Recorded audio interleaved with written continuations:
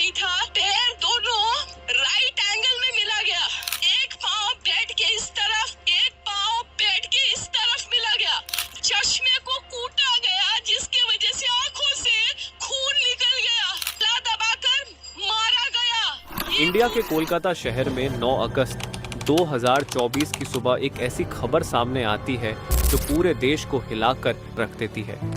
ये खबर थी एक 31 साल की महिला डॉक्टर की, जो कोलकाता के RG Kar medical college and hospital में अपनी ट्रेनिंग कर रही थी। हॉस्पिटल जैसे सुरक्षित माने जाने वाले जगह पर इस महिला डॉक्टर का मर्डर एंड रेप होना काफी चौंकाने वाला था। इस घटना का खुलासा तब हुआ जब डॉक्टर के डेथ बॉडी का पोस्टमार्टम किया गया। इस रिपोर्ट ने लोगों की रूह तक को हिला दिया, क्योंकि यह मामला सिर्फ एक मर्डर का नहीं था, बल्कि इससे कहीं ज्यादा खौफनाक केस था।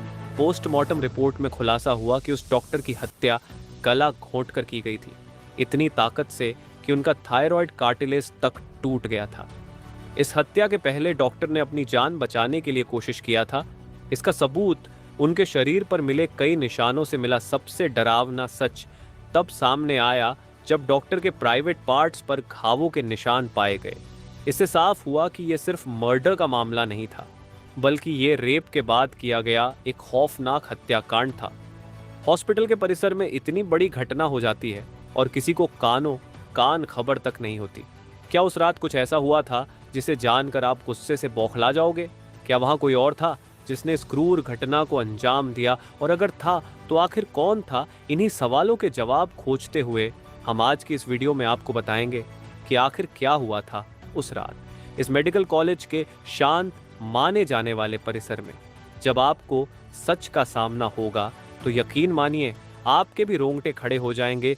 Guys, before starting this video let me tell you कि मैं यहाँ पर उन फीमेल डॉक्टर को श्रुति नाम से रेफर करने वाला हूँ, एंड ये उनका रियल नेम नहीं है। सो कंफ्यूज मत होना। श्रुति एक जूनियर डॉक्टर जो कि कोलकाता के RG Kar medical college and hospital से अपनी डॉक्टर की ट्रेनिंग ले रही थी 8 अगस्त 2024 को। और दिन की तरह श्रुति अपनी नाइट शिफ्ट पर होती है और वह अपनी जॉब कर रही होती है। तभी रात के 11 बजे उन्हें अपनी मदर का फोन आता है, जैसे कि हर दिन आता था, क्योंकि पेरेंट्स को तो अपने बच्चों की चिंता हमेशा होती है। श्रुति की मदर उनसे पूछती है कि क्या तुमने खाना खा लिया और तबीयत वगैरह तो ठीक है तुम्हारी? जिसके रिप्लाई में श्रुति बोलती है कि उनकी तबीयत एकदम ठीक है और वो बस अभी कुछ पेशेंट्स को देखने जा रही है, जिसके बाद वो अपने कलीग्स के साथ बैठकर खाना खाएंगे। अपनी मदर से बात करने के बाद श्रुति पेशेंट्स को देखने राउंड पर निकल जाती है। सारे पेशेंट्स को देखने में और अपना काम खत्म करने में श्रुति को रात के 2 बज जाते हैं, जिसके बाद वो अपने कलीग्स के साथ जाकर हॉस्पिटल कैंटीन में ही बैठ जाती है, जहां मिलकर ये लोग अपना खाना भी खाते हैं और साथ साथ थोड़ी बातें भी करते हैं। खाना खाते खाते और बात करते हुए रात के 3 बज जाते हैं और इस वक्त श्रुति थोड़ी थकान सी फील कर रही होती है, तो वो अपनी थकान दूर करने के लिए इस हॉस्पिटल के 4th फ्लोर में बने सेमिनार हॉल में जाकर रेस्ट करने लगती है। श्रुति के रेस्ट करते करते सुबह के 7:30 बज जाते हैं, पर वो तब भी इस सेमिनार हॉल से बाहर नहीं आती, जो कि काफ़ी ज़्यादा अनयूजुअल था, क्योंकि श्रुति कभी भी आधे 1 घंटे से ज़्यादा का ब्रेक नहीं लेती थी। हॉस्पिटल का एक वर्कर जो कि सुबह की शिफ्ट स्टार्ट होने से पहले हॉस्पिटल के सारे रूम्स को चेक कर रहा होता है, और वो ऐसे ही सारे रूम्स को चेक करते हुए इस सेमिनार हॉल की तरफ आता है। जैसे ही वो सेमिनार हॉल के बाहर आकर उसका गेट खोलता है, उसकी आंखों के सामने होता है एक भयानक नज़ारा, जिसे देखकर वो बहुत जोर से चीख पड़ता है। इस वर्कर की चीख सुनकर आसपास के लोग वहां इकट्ठा होने लगते हैं और देखते हैं कि सेमिनार हॉल के अंदर श्रुति की बॉडी बिना कपड़ों के पड़ी हुई है और उसके बॉडी पर कुछ ब्लड के निशान भी हैं। यहाँ खड़े सब लोगों के लिए ये एक ट्रामा से कम नहीं था, स्पेशली दूसरी फीमेल डॉक्टर्स एंड वर्कर्स के लिए, क्योंकि उन्होंने अपनी आंखों के सामने ऐसा नज़ारा पहली बार देखा था।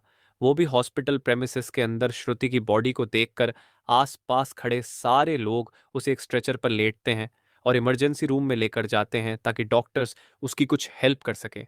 काफ़ी देर तक डॉक्टर्स के स्ट्रगल करने के बाद भी एट द एंड श्रुति कुछ घंटों के बाद अपना दम तोड़ देती है।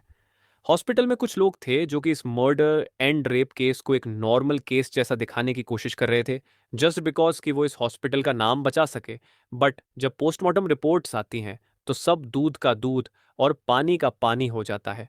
इन रिपोर्ट से साफ साफ पता चल जाता है कि श्रुति के साथ किसी ने जबरदस्ती गलत हरकत करने की कोशिश करी, और जब वो इस इंसान से अपने आप को बचाने लगी तो उसने उसका गला घूंट दिया, इवन उसे बहुत बुरी तरीके से मारा भी, और फिर उसका रेप भी किया। ये सारे प्रूफ मिलने के बाद ये केस पुलिस को हैंड ओवर कर दिया जाता है एंड पुलिस वाले इस क्रिमिनल को पकड़ने के लिए लग जाते हैं। सबसे पहले पुलिस उस क्राइम सीन पर ही छानबीन करती है जहां ये सब हुआ था। किस्मत से पुलिस वालों को वहां पर श्रुति के कुछ नेल्स एंड ब्लड सैंपल्स मिलते हैं, और साथ ही एक ब्लूटूथ नेक बैंड। ये केस शायद और भी जल्दी सॉल्व हो जाता अगर उस फ्लोर पर सीसीटीवी कैमरा होते तो, बट बदकिस्मती से इस सेमिनार रूम के अंदर या इसके आसपास कोई सीसीटीवी कैमरा नहीं थे। लेकिन जिस रास्ते से इस फ्लोर पर एंटर करा जाता था वहां पर कुछ सीसीटीवी कैमरा थे। पुलिस वाले इन सीसीटीवी कैमरा में सुबह के 3 बजे से 8 बजे के बीच की रिकॉर्डिंग चेक करते हैं कि इतने टाइम के बीच कितने लोग इस फ्लोर पर आए और गए थे। इन सीसीटीवी फुटेजेस को चेक करने के बाद ये पता चलता है कि टोटल 6 लोग इस फ्लोर पर आए और गए थे। ये पता लगने के बाद पुलिस वाले एक एक करके इन 6 लोगों को पूछताछ के लिए बुलाते हैं कि वो लोग वहां पर उस टाइम क्या कर रहे थे। और इन लोगों को इस बीच यहाँ कुछ भी अजीब दिखा कि नहीं, इन लोगों से पूछताछ के दौरान पुलिस वाले उनके फ़ोन का ब्लूटूथ भी ऑन करके चेक करते हैं कि जो ब्लूटूथ हेडसेट उन्हें मिला था वो इनमें से किसका था। क्योंकि आपको पता होगा ही कि एक बार अगर आप किसी ब्लूटूथ डिवाइस से अपना फ़ोन पेयर करते हो तो अगली बार वो उससे ईजिली कनेक्ट हो जाता है। और फाइनली पुलिस वालों की ये ट्रिक काम भी आती है, क्योंकि ये ब्लूटूथ नेकबैंड इन 6 लोगों में से एक आदमी के फ़ोन से कनेक्ट हो जाता है, जिसका नाम था संजय रॉय, जो कि एक सिविल वॉलंटियर था। सिविल वॉलंटियर वो लोग होते हैं जो कि पुलिस के अंडर काम करते हैं और उनकी हेल्प करते हैं छोटे मोटे कामों को मैनेज करने में। लाइक आपने बहुत सारे फेस्टिवल्स अनऑथराइज्ड पार्किंग या भीड़ भाड़ वाले एरिया में देखा होगा कि कुछ ब्लू कलर की यूनिफॉर्म्स पहनकर ऑफिसर्स खड़े रहते हैं, जिनका काम होता है कि विदाउट एनी रीजन कहीं पर भी ज्यादा क्राउड इकट्ठा ना हो। तो अब पुलिस वालों को अपना पहला कातिल मिल चुका था, जिसके बाद वो संजय रॉय से और गुस्से से पेश आने लगते हैं।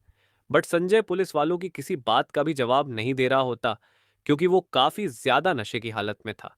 इस बीच पुलिस वाले संजय का फोन भी चेक करते हैं, जिसमें उन्हें भर भर के पोर्नोग्राफिक कंटेंट मिलता है, जिससे उनका शक यकीन में बदल चुका था कि संजय ही श्रुति के मर्डर का मेन कल्प्रीट है।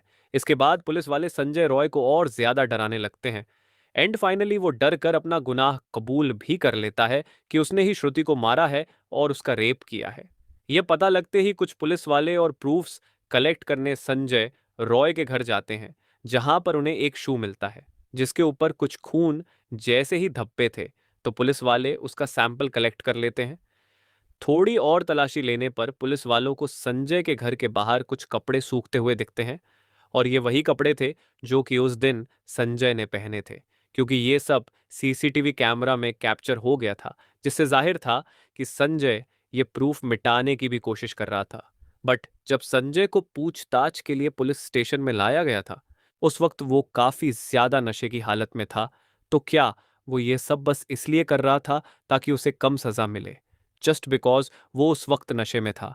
बाद में जब पुलिस वाले उस शू पर लगे ब्लड सैंपल्स को चेक करवाते हैं तो वो भी श्रुति के ब्लड से मैच हो जाता है, which was a solid proof against him. इन सारी रिपोर्ट्स एंड डिटेल्स को एक साथ कंबाइन करके पुलिस वालों को पता चलता है कि उस रात संजय रॉय काफी ज्यादा नशे की हालत में था और वो रात के 11 बजे हॉस्पिटल में एंटर करता है। संजय अक्सर उस हॉस्पिटल में नाइट शिफ्ट किया करता था, तो उसे यहाँ की काफी अच्छी नॉलेज भी थी कि कहाँ पर कैमरा है और कहाँ पर नहीं। तो वो आराम से इस हॉस्पिटल के 4th फ्लोर पर जाकर बैठ जाता है, क्योंकि वो नहीं चाहता था कि कोई उसे ज्यादा नशे की हालत में देखे, वरना वो अपनी जॉब से हाथ धो सकता था। 4th फ्लोर पर आते ही वो अपना आराम से सो जाता है। जब उसकी आंख खुलती है तब तक सुबह के 3 बज चुके थे। तभी संजय की नजर श्रुति पर पड़ती है, जो कि रेस्ट करने सेमिनार हॉल में जा रही थी। श्रुति को अकेला देखकर संजय के इरादे बिगड़ने लगते हैं। वो पहले काफी देर तक इस फ्लोर के चक्कर लगाने लगता है, ये कंफर्म करने के लिए कि कोई यहाँ पर ज्यादा आ तो नहीं रहा। जब उसे लगता है कि हाँ उसका रास्ता साफ है, तो वो 4 बजे सेमिनार हॉल के अंदर एंटर करता है और फिर वहां से 4:45 पर बाहर आता है। इन 45 मिनट्स तक श्रुति के साथ इस आदमी ने क्या क्या किया होगा और वो कितने पेन से गुजरी होगी, ये सोचकर ही किसी का भी दिल सहम जाएगा। स्पेशली श्रुति के पेरेंट्स, जिन्होंने इतनी उम्मीद से और सैक्रिफाइसेस करके अपनी बच्ची को डॉक्टर बनने भेजा था, एंड श्रुति अपने पेरेंट्स की अकेली बेटी थी, तो उनके लिए तो ये किसी सदमे से कम नहीं होगा। एंड गाइस, ये केस अभी भी क्लोज नहीं हुआ है और 23 अगस्त तक संजय राय को कस्टडी में रखा जाएगा। इस कातिल इंसान के साथ क्या होना चाहिए, आप कमेंट में ज़रूर बताना और इस केस रिलेटेड सब्सक्राइब करें।